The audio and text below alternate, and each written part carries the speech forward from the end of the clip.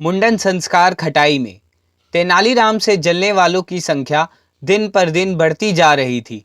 उन लोगों में राजा के दरबारी भी थे जो तेनालीराम को राजा द्वारा दंडित कराने की रोज नई नई तरकीबें सोचते रहते थे, लेकिन हर बार तेनालीराम की चतुरता के कारण उन्हें मुंह की खानी पड़ती थी। फिर कई बार नीचा देखने के बाद उन दरबारियों ने तेनालीराम से बदला लेने की एक नई तरकीब सोच ली। सभी दरबारियों को यह अच्छी तरह मालूम था कि तेनालीराम को शतरंज का खेल नहीं आता। वह इस खेल से बहुत घबराता है और उसे कभी खेलना पसंद नहीं करता। सभी दरबारियों ने तेनालीराम की इस कमजोरी का इस बार फायदा उठाने का निश्चय किया। लेकिन एक दरबारी ने महाराज कृष्णदेव राय को उकसाते हुए पूछा, महाराज, आप तो शतरंज के माहिर खिलाड़ी हैं, फिर भी आपने काफी दिनों से शतरंज नहीं खेली, आखिर क्यों? किसके साथ खेलें?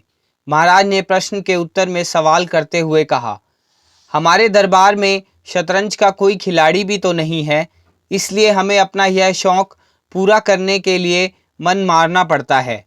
यह आप क्या कह रहे हैं महाराज? आपके दरबार में तो शतरंज का महान खिलाड़ी मौजूद है। इस दरबारी ने राजा को तेनालीराम के खिलाफ उकसाते हुए कहा, क्षमा करें महाराज, यह एक राज की बात है, अगर आप आज्ञा दें तो बताऊं। हाँ हाँ बताओ, क्या है वह राज? महाराज, आपको शायद मालूम नहीं कि तेनालीराम शतरंज का एक माहिर खिलाड़ी है, आपका चहेता भी है। मेरा कहा मानिए तो आप उसी के साथ शतरंज खेलकर अपना मनोरंजन कर लीजिए। उस दरबारी ने तेनालीराम के खिलाफ राजा के कान पूरी तरह भर दिए। क्या? तेनालीराम और शतरंज का खिलाड़ी? तेनालीराम का नाम सुनकर राजा कृष्णदेव राय चौंके। उन्होंने फिर मुस्कुराकर कहा, तेनालीराम को अगर यह खेल आता होता तो फिर बात ही क्या थी, रात में रोज महफिल ना जमा करती। यह आप क्या कह रहे हैं महाराज? पहले दरबारी की बात का समर्थन करते हुए दूसरे दरबारी ने भी राजा के कान भरते हुए कहा, क्षमा करें महाराज, तेनालीराम जैसा शतरंज का खिलाड़ी तो पूरे राज्य भर में नहीं है। लेकिन मैंने जब भी तेनालीराम से शतरंज खेलने का आग्रह किया तो उसने हमेशा यही कहा कि मुझे इस खेल का कोई खास ज्ञान नहीं है। महाराज, तेनालीराम को तो आप जानते ही हैं, वह बड़ा घाघ आदमी है। दूसरा दरबारी महाराज की खुशामद करता हुआ बोला, आप जब उस पर खेलने के लिए दबाव डालेंगे तभी वह खेलेगा महाराज, वरना यही कहता रहेगा कि मुझे खेलना नहीं आता।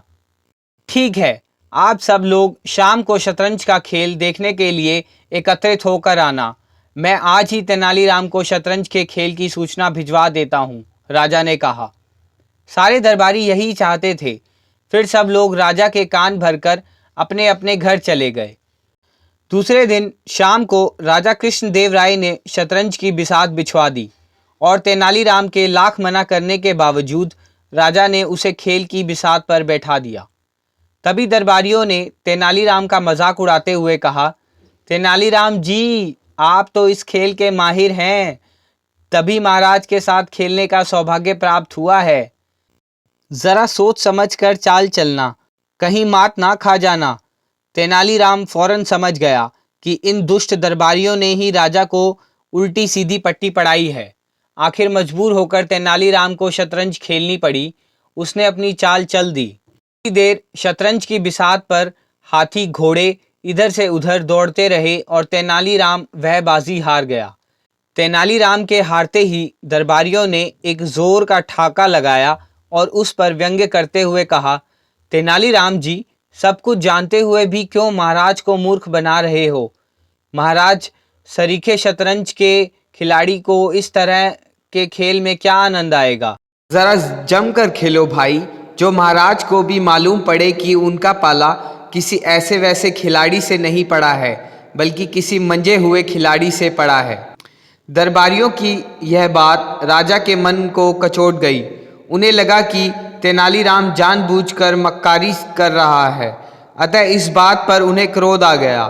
वह बोले, तेनालीराम, यदि तुमने मन लगाकर इस बार शतरंज नहीं खेला और यह बाजी हार गए तो मैं कल भरे दरबार में तुम्हारा मुंडन संस्कार करा दूंगा। बुरे फंसे, तेनालीराम मन ही मन बुदबुदाया और फिर अपनी सफाई देते हुए बोला, महाराज, मुझे वास्तव में इस खेल का पूरा ज्ञान नहीं है, आप मेरी बात पर विश्वास कीजिए। लेकिन राजा ने उसकी बात पर कोई गौर नहीं किया और अपनी चाल चल दी। दूसरी बाजी के शुरू होते ही तेनालीराम ने बड़ी सोच समझकर चालें चली, लेकिन बाहरी किस्मत, यह बाजी भी हार गया। तब राजा ने झुंझलाकर खेल बंद कर दिया। तेनालीराम के चेहरे पर उदासी छा गई, लेकिन सारे दरबारी प्रसन्नचित्त अपने अपने घर चले गए। तेनालीराम को उस रात नींद नहीं आई। उसे रह रहकर बस एक ही बात का ख्याल आ रहा था कि कल भरे राज दरबार में उसका मुंडन संस्कार करा दिया जाएगा, जिससे उसकी बड़ी बदनामी होगी। अतः वह मुंडन संस्कार से बचने का उपाय सोचने लगा। दूसरे दिन राजा कृष्णदेव राय का दरबार लगा। दरबार के लगते ही उन्होंने एक नाई को बुलवाया। नाई के आने पर उसे आदेश देते हुए राजा ने कहा, तुम तेनालीराम का मुंडन संस्कार करा दो। राजा का आदेश सुनते ही वह नाई सकपका गया। वह बड़ी दुविधा में पड़ा, सोचने लगा कि इतने बड़े आदमी का मुंडन संस्कार कैसे करे, लेकिन राजा का आदेश टाला भी नहीं जा सकता। अतः वह नाई दरबार में बैठकर अपना उस्तरा तेज करने लगा। तभी तेनालीराम बोला, महाराज, मैं आपसे एक निवेदन करना चाहता हूँ। हाँ हाँ कहो, क्या कहना चाहते हो तेनालीराम? राजा ने पूछा। महाराज, मैंने अपने इन बालों पर 5,000 सोने की मुद्राएं उधार ले रखी हैं, इसलिए जब तक मैं यह कर्ज नहीं चुका देता तब तक मेरा इन बालों पर कोई अधिकार नहीं। तेनालीराम ने अपने बालों को बचाने के लिए एक चाल चली, लेकिन वह नाकामयाब हो गई, क्योंकि राजा ने राज्य के कोषाधिकारी को आदेश देते हुए कहा, 5,000 सोने की मोहरें लाकर तेनालीराम को दे दी जाएं। कोषाधिकार ने तुरंत राजाज्ञा का पालन किया और कोष से तुरंत 5,000 सोने की मोहरें निकालकर तेनालीराम के घर भिजवा दी। अब तो बात बड़ी बिगड़ गई। आखिर हार कर तेनालीराम को नाई के आगे बैठना ही पड़ा। उसको नाई के आगे बैठता हुआ देखकर राजगुरु, राजपुरोहित, महामंत्री और सेनापति खुशी से मन ही मन बुदबुदाने लगे। बड़ा आया था हम लोगों को सबक सिखाने, अब खुद ही उल्टे बांस बरेली चल दिया। आज बेवक्त का मुंडन संस्कार हो रहा है।